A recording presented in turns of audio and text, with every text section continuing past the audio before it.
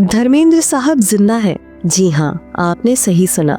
Internet और बाकी जगह पर जो भी खबरें चल रही हैं वो बिल्कुल झूठ है। दरअसल पिछले कुछ घंटों से देश में हंगामा मचा हुआ है।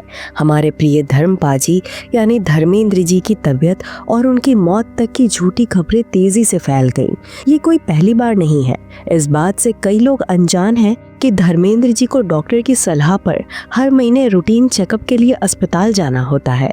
बस इसी रूटीन को कुछ लोग और न्यूज़ एजेंसियां मौका बना लेती हैं और अफवाहें शुरू कर देती हैं। अभी कल ही की बात है, 10 नवंबर को वो रूटीन चेकअप के लिए अस्पताल में एडमिट हुए। वहाँ 4 घंटे भी नहीं बीते थे कि सोशल मीडिया पर उनकी मौत की खबर फैल गई।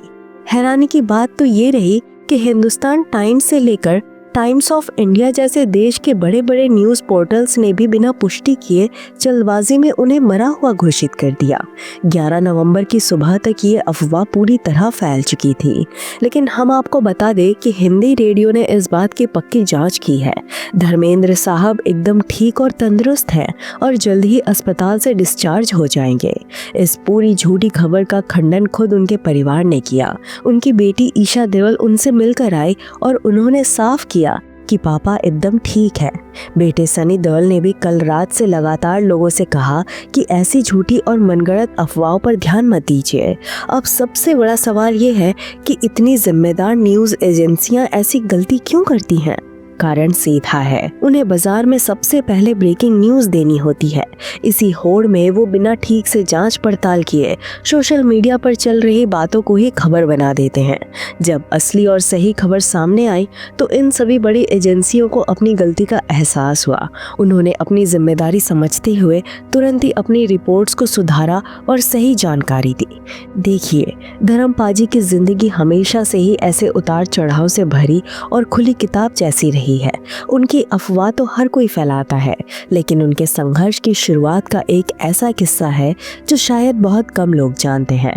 ये बात उन दिनों की है जब शोला और शबनम उनकी पहली सुपरहिट फिल्मों में गिनी जाती थी। इस फिल्म के लिए उन्हें 5,000 रुपए मिले थे। इन पैसों से उन्होंने मुंबई के बांद्रा में हेमकुंड नाम की बिल्डिंग में एक फ्लैट किराए पर लिया। इसी बिल्डिंग के पास रहते थे लेखक श्री रामकृष्ण, जो उस वक्त फिल्म जगत के बड़े पत्रकार माने जाते थे। उनका रिश्ता धर्मपाजी से इतना गहरा था कि वो उन्हें अपना छोटा भाई मानते थे। वो लिखते हैं कि वो धर्मेंद्र को तब से जानते हैं जब लोग उन्हें धर्मेंद्र सिंह कहकर पुकारते थे। दोनों की मुलाकात भी बड़ी दिलचस्प थी। 1960 के दशक से कुछ साल पहले लेखक होशियारपुर में अपनी एक किताब के कार्यक्रम में गए थे। वहां उनकी मुलाकात एक सज्जन से हुई जिन्हें सब मास्टर जी कहते थे। बातचीत में पता चला कि मास्टर जी ही अपने धर्मेंद्र के पिता हैं। मास्टर जी ने लेखक से कहा, मेरा एक पुत्र है धर्मेंद्र, फिल्मों के चक्कर में मुंबई गया है। वहाँ बहन के अलावा उसका कोई सगा नहीं। आप बड़े भाई की तरह उस पर नजर रखना। वो बहुत भोला भाला है, चिंता लगी रहती है कि कहीं भटक ना जाए। बस इसी तरह मास्टर जी के कहने पर लेखक मुंबई आकर धर्मपाजी से मिले। उन्होंने देखा कि वो वाकई वैसे ही थे जैसे उनके पिता ने बताया। शुरुआती दिनों में धर्मेंद्र अक्सर लेखक का टेलीफोन इस्तेमाल करते। चूँकि वो पढ़ाई लिखाई में उतने तेज नहीं थे तो फैंस की चिट्ठियों के जवाब भी लेखक से ही लिखवाते थे। इन्हीं दिनों हेमकुंड में रहने के दौरान ही धर्मेंद्र और मीना कुमारी के बीच एक प्रेम संबंध शुरू हुआ। मीना कुमारी अक्सर उनसे मिलने आती थी और अपने हाथ से खाना बनाकर भी लाती थी। पर यह सिलसिला कुछ दिन ही चला। जब मास्टर जी को पता चला तो उन्होंने धर्मेंद्र की धर्मपत्नी प्रकाश कौर को मुंबई भेज दिया। प्रकाश जी के आते ही मीना कुमारी का आना जाना तो रुक गया, लेकिन मीना कुमारी का प्यार नहीं रुका। वो अब भी धर्मेंद्र के लिए खाना भेजती थी, लेकिन कहाँ? वो खाना अब लेखक रामकृष्ण के घर आता था। यहाँ धर्मेंद्र अक्सर फोन इस्तेमाल करने आते थे। धर्मेंद्र तो शूटिंग के लिए निकल जाते और मीना कुमारी का बड़े प्यार से सजाया हुआ वो लंच बॉक्स लेखक और उनके साथीदार मजे से खाते। मीना कुमारी रोज नए नए पकवान भेजती। नॉनवेज व्यंजन साथीदार खाते तो वेज व्यंजन खुद लेखक खाते। इस किस्से के अंत में लेखक लिखते हैं कि जब मीना कुमारी के खाने की मिठास में प्रकाश कौर की खुशबू आने लगी तो वो बीता हुआ पल किसी सुंदर सपने जैसा लगने लगा। तो देखिए, ये है अपने धर्मपाजी। इनकी जिंदगी बड़े बड़े किस्सों से भरी हुई है। ऐसी शानदार जिंदगी जीने वाला इंसान भला इतनी आसानी से कैसे जा सकता है? धर्मेंद्र साहब बिल्कुल ठीक हैं, स्वस्थ हैं और उनकी खबरें सरासर झूठी हैं। ये बात है उस दौर की जब धर्मेंद्र स्ट्रगल कर रहे थे। अलग अलग प्रकार के स्टूडियो में ठहरना, फिल्मकारों के ऑफिस आना जाना, काम के लिए दोस्तों से मिलना, ये बातें हर दिन होती रहती थी। इन सब में सबसे बड़ी दिक्कत पैसों की होती थी। पैसे ना होने के चलते खाने का इंतजाम नहीं होता था, इसलिए वे उधारी पर खाना खाते थे। दादर नज़दीक रंजीत स्टूडियो के पास एक छोटा सा होटल हुआ करता था। होटल के मालिक गुप्ता जी से धर्मेंद्र की अच्छी पहचान थी, इसलिए वे वहां उधारी पर खाना खाते थे। सिर्फ धर्मेंद्र नहीं, उस वक्त के सभी स्ट्रगलर गुप्ता जी के होटल में खाना खाते थे। दिन गुजरते चले गए और गुप्ता जी के यहाँ धर्मेंद्र के नाम 200-300 रुपए की उधारी जमा हुई।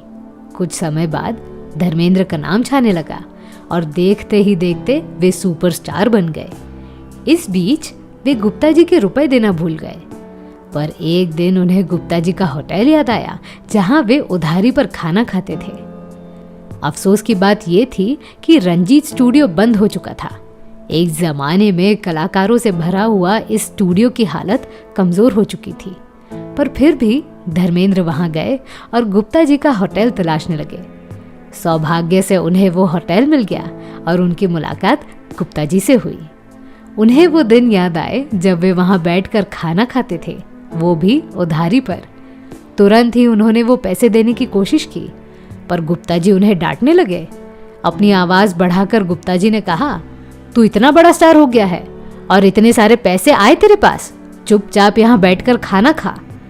सफल इंसान के पीछे न जाने गुप्ता जी जैसे कितने सारे लोगों का हाथ होता है, पर वो धर्मेंद्र जैसे लोग होते हैं जो उन लोगों को भूलते नहीं। धर्मेंद्र जी जितने कठोर दिखते हैं उतने वे हैं नहीं। मास्टर राजू नामक बाल कलाकार के साथ वे शूटिंग कर रहे थे। धर्मेंद्र जी को उस छोटे बच्चे को चाटा मारना था। इस शॉट के दौरान उनकी उंगलियां बच्चे के गाल को लग गई। शॉट देने के बाद धर्मेंद्र जी को बेहद बुरा महसूस हुआ और उन्होंने मास्टर राजू को चॉकलेट देकर माफी भी मांगी।